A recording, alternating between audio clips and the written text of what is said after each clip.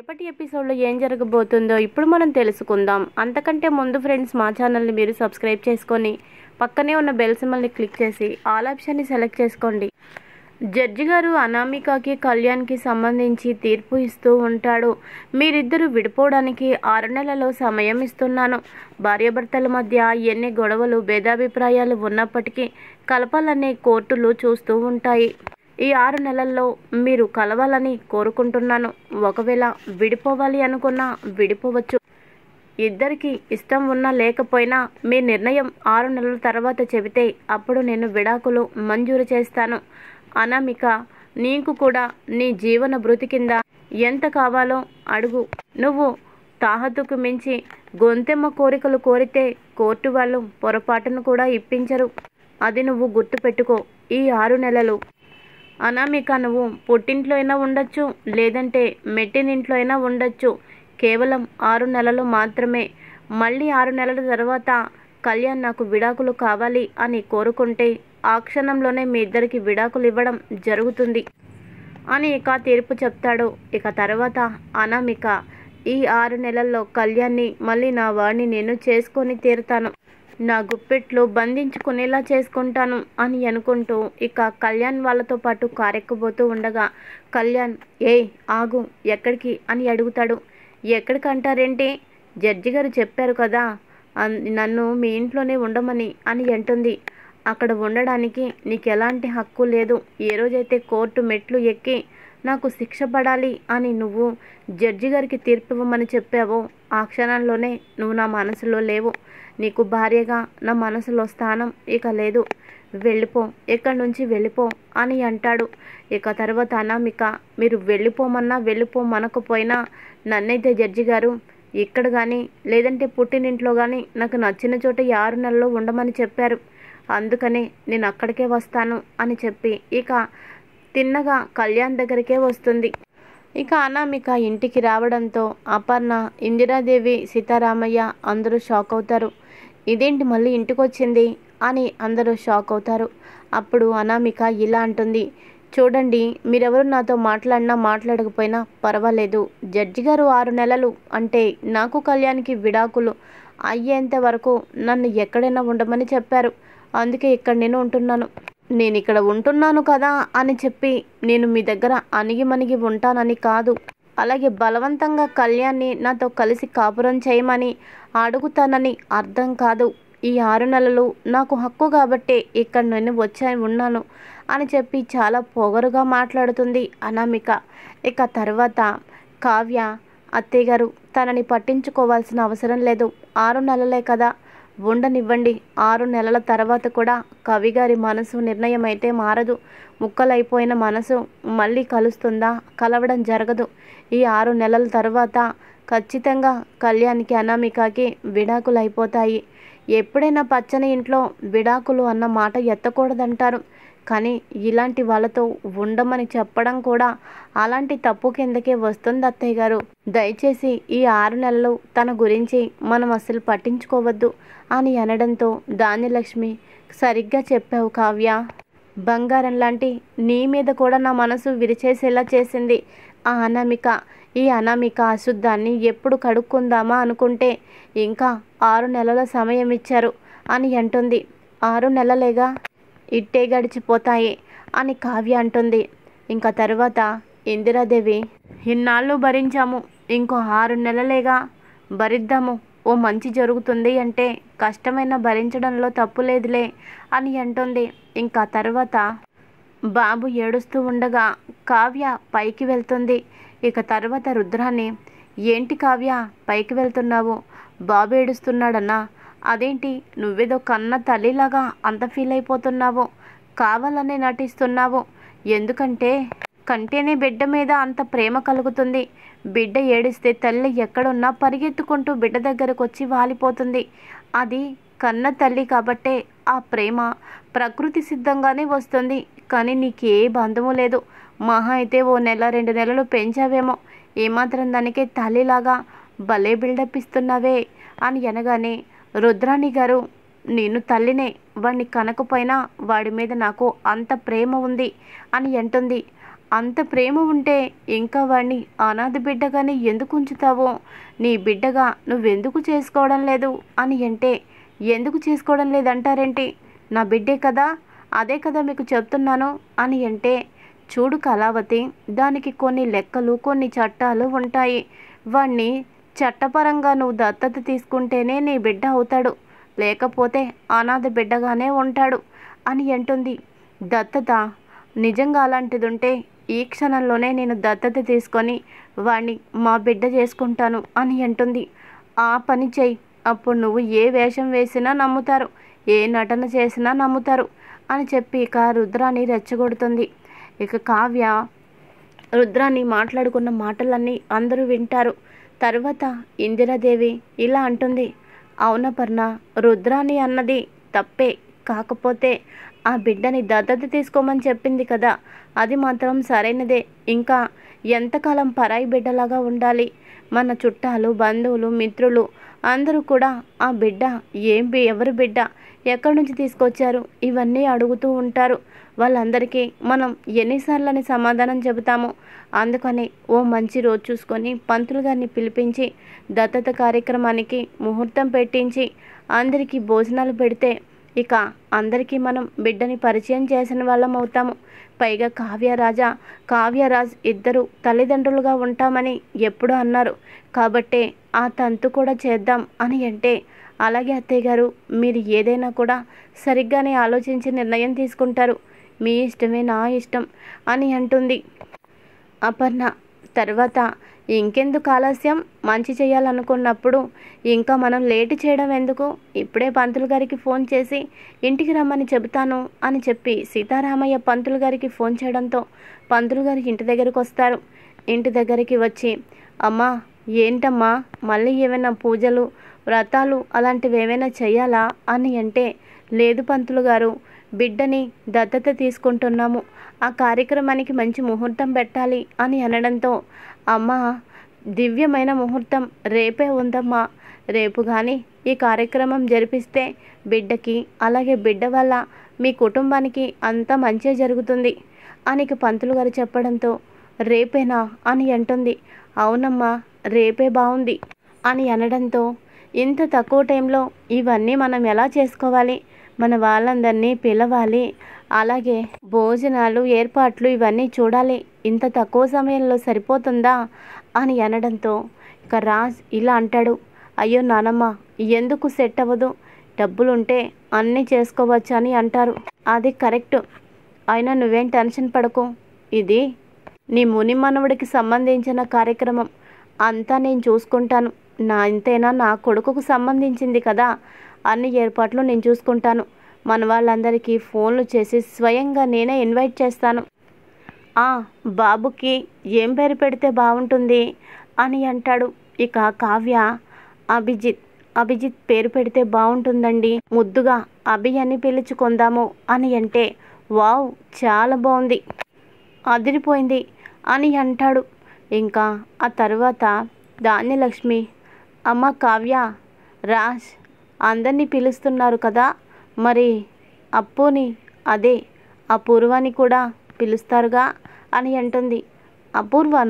అపూర్వ ఎవరు పిన్ని అని అంటే, అదేంటి అంతలోనే మర్చిపోయావా, కావ్య చెల్లెలు అపూర్వ, తనని కూడా ఇన్వైట్ చేయండి, లేదంటే నేనే ఇన్వైట్ చేస్తాను, అపూర్వ కూడా ఈ ఇంటికి రావాలి అని అంటుంది. ఇక కావ్య, ఏంటి చిన్నత్తయ్య గారు, మా చెల్లెలు రావాలంటున్నారు అని అనగానే, అంటే మంచి వాళ్ళని ఎప్పుడు దూరం పెట్టకూడదమ్మా, అపూర్వ ఎంత మంచి మనిషో, కోర్టుకొచ్చి తను నా కొడుకును కాపాడడం కోసం తనకి పెళ్ళి కాలేదు అని కూడా ఆలోచించకుండా నా కొడుకు కోసం ఎంతో మంచిగా చెప్పింది, మన కోసం ఎంతో మంచిగా మాట్లాడింది, అలాంటప్పుడు తను మనకి కావాల్సిన మనిషే కదా.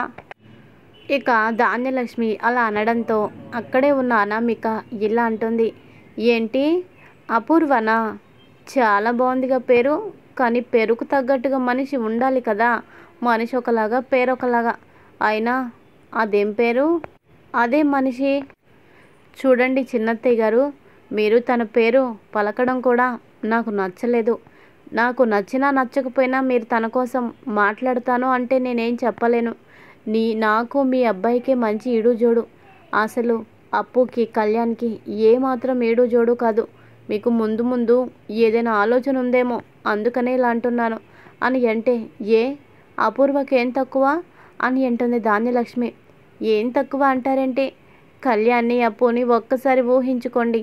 తన భుజాల దగ్గరకుంటుంది. పైగా ఇద్దరు మగవాళ్ళు. ఆ జంటని చూస్తుంటేనే నాకు కడుపులో తెమిలినట్టుంది అని అనగానే, నోరు మూస్తావా? జంటని చూస్తే కడుపులో తెమిలినట్టు ఉండడం కాదు, నీ బుద్ధిని చూస్తే కడుపులో తెమిలినట్టు నాకుంటుంది. ఇంకా నిన్ను ఎన్నాళ్ళు భరించాలా అని నా కర్మ అంటూ తల బాదుకోవాలనిపిస్తుంది. అపూర్వకి ఏం తక్కువ? తను ఆ బట్టల్లో అలా ఉంది. ఒక్కసారి పట్టు చీర కట్టుకొని తలలో పువ్వులు పెట్టుకొని జడ వేసుకొని నా కొడుకు పక్కన నడుచుకుంటూ వస్తే ఒక్కసారి అప్పు ఎలా ఉందో ఊహించుకో. నీ మైండ్ బ్లాంక్ అయిపోయి కింద పడిపోతావు. ఏంటి, నీకు నా కొడుకుకి మంచి జంట? నిజంగా మీ ఇద్దరు అంత మంచి జంట అయితే ఆ దేవుడు మీ ఇద్దరిని అసలు విరక్కొట్టేవాడే కాదు. ముందు ముందు నా కొడుకు జీవితంలో ఎన్ని మార్పులు వస్తాయో నాకే అర్థం కావడం లేదు. అవన్నీ నీతో మాట్లాడాల్సిన అవసరం కూడా నాకు లేదు. నువ్వు ఒక పరాయి మనిషివి. ఓ 6 నెలలు ఈ ఇంట్లో ఉండడానికి మాత్రమే నీకు పర్మిషన్ ఉంది, శాశ్వతంగా ఉండడానికి కాదు. అలాంటి నువ్వు మాట్లాడటానికి కూడా నీకు అర్హత లేదు అని అంటుంది ధాన్యలక్ష్మి. ఇక ఇదిలా ఉండగా ఇంకొక పక్కన రాహుల్ రుద్రాణితో, ఏంటి మమ్మీ ఏం చేస్తున్నావు? దగ్గరుండి ఈ దత్తత కార్యక్రమానికి నువ్వే శ్రీకారం చుట్టావేంటి? అసలు నీకెందుకు? వాళ్ళు ఎలా పోతే నీకెందుకు? ఆ బిడ్డకి రాజ్ కావ్య తల్లిదండ్రులైతే నీకొచ్చే లాభం ఏంటి? తల్లిదండ్రులు కాకపోతే నీకొచ్చే నష్టం ఏంటి? అసలు వాళ్ళ గురించి నీకెందుకు మమ్మీ అని అంటాడు. అయ్యో పిచ్చి నా కొడక, ఇదే నీకు అర్థం కావడం లేదు నా గురించి. ఇక ఆ అనాథ బిడ్డని దత్తత తీసుకొని వీళ్ళ బిడ్డ చేసుకుంటారు. ఇక ఆ తర్వాత రాజ్కి పిల్లల మీద ఆలోచనే లేకుండా చేస్తాను. కన్న బిడ్డలు దత్తత తీసుకున్న ఆ బిడ్డలకి చాలా తేడా ఉంటుందిరా. నువ్వు నీ కాబోయే బిడ్డ మాత్రమే ఇంటికి వారసుడు అయ్యేటట్టు నేను ప్లాన్ చేస్తాను. అన్ని సకల సౌభాగ్యాలు నీ పుత్రుడికి మాత్రమే దక్కేటట్టు చేస్తాను. ఆ అనాథ బిడ్డ ఎప్పుడూ అనాథలాగే మిగిలిపోయేలా చేస్తాను. అలాగని రాజ్కి కావ్యకి పిల్లలు పుట్టకుండా నేను ప్లాన్ చేస్తాను. ఈ బిడ్డే వాళ్ళ బిడ్డ అయ్యేటట్టు చేసి వాళ్ళకంటూ ఓ సొంత బిడ్డ లేకుండా చేస్తాను. ఏదైతే ఏమి, మనకి ఈ ఆస్తి మొత్తం రావాలి అంటే అదే నేను చేస్తాను. అందుకని వీళ్ళని రెచ్చగొట్టి మరీ దత్తత కార్యక్రమం చేసేలా చేశాను. ఇంకా దత్తత కార్యక్రమంలో కొంతమంది అమ్మలక్కలు కావ్యను రాజును కొన్ని విషయాలు అడుగుతారు. ఈ బిడ్డ మీ బిడ్డ అయినప్పుడు, మరి మీకంటూ ఓ బిడ్డ కడుపున పుట్టిన బిడ్డ పుట్టినప్పుడు ఇద్దరి మీద ప్రేమ మారుతుంది కదా. నా బిడ్డ అని రక్త సంబంధం మీద ప్రేమ పెరుగుతుంది కదా. మరి ఎంత దత్తత తీసుకున్నా ఈ బిడ్డ మీద ప్రేమ తగ్గుతుంది కదా అని వాళ్ళందరూ అడిగేటట్టు చేస్తాను. అప్పుడు కావ్య, అలాంటి రోజు రాకూడదు అంటే మాకు ఈ బిడ్డే కాబట్టి ఆపరేషన్ చేయించుకుంటాము అని తన నోటితోటి నేను చెప్పేటట్టు చేస్తాను. ఇదే నా ప్లాను అని అంటుంది ఇక రుద్రాణి. ఇక మాటతో, మమ్మీ ఇంత పెద్ద ప్లాన్ వేసావా? నిజమే మమ్మీ, తాతయ్యకి అలాగే అమ్మమ్మకి అందరికీ కూడా వారసత్వం నుంచి వచ్చిన బిడ్డంటేనే ప్రేమ మమకారం. అలా నాకు పుట్టే బిడ్డ ఈ ఇంటికి ఏకైక వారసుడవుతాడు, మకుటం లేని మహారాజు అవుతాడు అని ఇక అంటాడు. ఇదిలా ఉండగా ఇంకొక పక్కన అప్పుతో కనకం మాట్లాడుతూ ఉంటుంది. అప్పు, ఇక్కడి నుంచి ఇక ఈ స్నేహాలు ఇవన్నీ వదిలే. కళ్యాణ్తో నువ్వు ఇక మాట్లాడద్దు. మనం కోర్టు దాకా ఎప్పుడైనా వెళ్ళామా, చేసామా? లేదు. ఇలాంటివి మన ఇంట వంట లేదు. నువ్వు కళ్యాణ్తో మాట్లాడటం వల్లే ఇవన్నీ మనకి వచ్చాయి. ఏదో ఆ కావ్య ఆ సాక్ష్యాధారాలన్నీ సేకరించి ఈరోజు నీదే తప్పు లేదు అని నిరూపించింది కాబట్టి సరిపోయింది. ఒకవేళ ఆ సాక్ష్యాధారాలన్నీ సేకరించకపోతే నీ పరిస్థితి ఏమైపోయేది? నిన్ను కటకటాల వెనక్కి పంపించేవాళ్ళు. అప్పుడు నేను నాన్న తట్టుకునే వాళ్ళమా? ప్రాణాలతో మిగిలే వాళ్ళమా? అందుకనే ఇక నుంచి కళ్యాణ్తో నువ్వు ఫ్రెండ్షిప్ని కట్ చేసుకో, ఆ కుటుంబంతో వద్దు అని అనడంతో అలాగే అమ్మా, నువ్వు చెప్పినట్టే నేను చేస్తాను అని అంటుంది.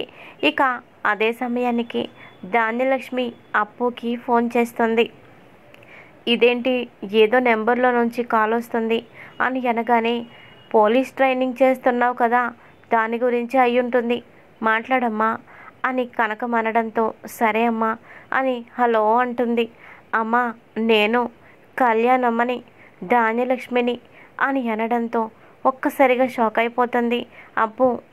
ధాన్యలక్ష్మి ఆంటీ, ఆంటీ మీరా అని అంటే, అవునమ్మా నేను అని అంటే, ఏమైంది ఆంటీ చెప్పండి, మళ్ళీ ఏదైనా ప్రాబ్లమా అని అంటుంది. ప్రాబ్లం ఏమీ లేదమ్మా, ఇంట్లో ఫంక్షన్ జరుగుతుంది, నువ్వైతే ఖచ్చితంగా రావాలి అని అనడంతో అప్పు షాక్ అవుతుంది. నేను రానాంటీ అని అంటుంది. నువ్వెందుకు రావో నాకు తెలుసు, ఒక్కసారి మీ అమ్మకు ఫోన్ ఇవ్వు అని అనడంతో సరే ఆంటీ అని చెప్పి కనకానికి ఇస్తుంది. కనకం, ధాన్యలక్ష్మియ మళ్ళీ నా కూతుర్ని తిట్టడానికి ఫోన్ చేసిందా ఏంటి? ఫంక్షన్లో నా కూతుర్ని అవమానించడానికే మళ్ళీ ఇలా ఏదైనా ప్లాన్ చేస్తుందా అని అనుకొని, హలో వదిన గారు, దయచేసి నా కూతురికి ఫోన్ చేయకండి, తనతో కాస్త దూరంగా ఉండండి, మీకు పుణ్యం ఉంటుంది అని అనడంతో, అయ్యో కనకం, ఎందుకు అలా మాట్లాడుతున్నావు నువ్వు? ఇంతకు ముందులాగా నేనున్నాననుకుంటున్నావా ఏంటి? నేను మారిపోయాను, మంచేంటో చెడేంటో నేను తెలుసుకున్నాను. మీ పట్ల నేను ఎంత నిర్లక్ష్యంగా నిర్దయతో మాట్లాడానో నిజంగా నా మనసుకి చాలా బాధ అనిపిస్తుంది గుర్తొస్తుంటే. ఇక అవన్నీ మనసులో ఏమీ పెట్టుకోవద్దు, మనస్ఫూర్తిగా నేను మిమ్మల్ని పిలుస్తున్నాను. ఇంట్లో కావ్యరాజ్ దత్తత తీసుకోవటానికి ఫంక్షన్ చేస్తున్నారు, బిడ్డకి పేరు కూడా పెడతారు. ఈ ఫంక్షన్లో మీరు ఖచ్చితంగా ఉండాలి. అలాగే నా చిన్న కోడలు అపూర్వకి పట్టు చీర కట్టించి తీసుకురండి అని అనడంతో కనకం ఆశ్చర్యపోతుంది. ఈవిడ మాటలో ఏదో తేడా కనిపిస్తోంది. అపూర్వ అంటుంది, పట్టు చీర కట్టమంటుంది, ఏంటిదంతా అని అనుకుంటుంది. ఇంకా తర్వాత సరే వదిన గారు అని ఫోన్ పెట్టేస్తుంది. ఆ మాటలు విన్న అప్పు, అమ్మా నేను ఫంక్షన్కి అయితే నేను పోను అని అంటే, ఎందుకే ఏమైంది అని అంటే, ఇప్పుడు ఆవిడ నా మీద ఎందుకు ప్రేమ చూపిస్తుందో నాకు అర్థమైంది. ఆ మాత్రం తెలుసుకోలేని దాన్ని నేను కాదు.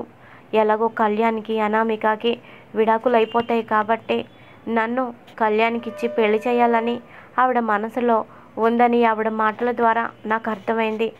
ఒకవేళ నన్ను కళ్యాణ్ని కలపాలని చూసినా, పెళ్లి చేయాలని చూసినా అందరూ అనుకున్న నిందే నిజమనుకుంటారు.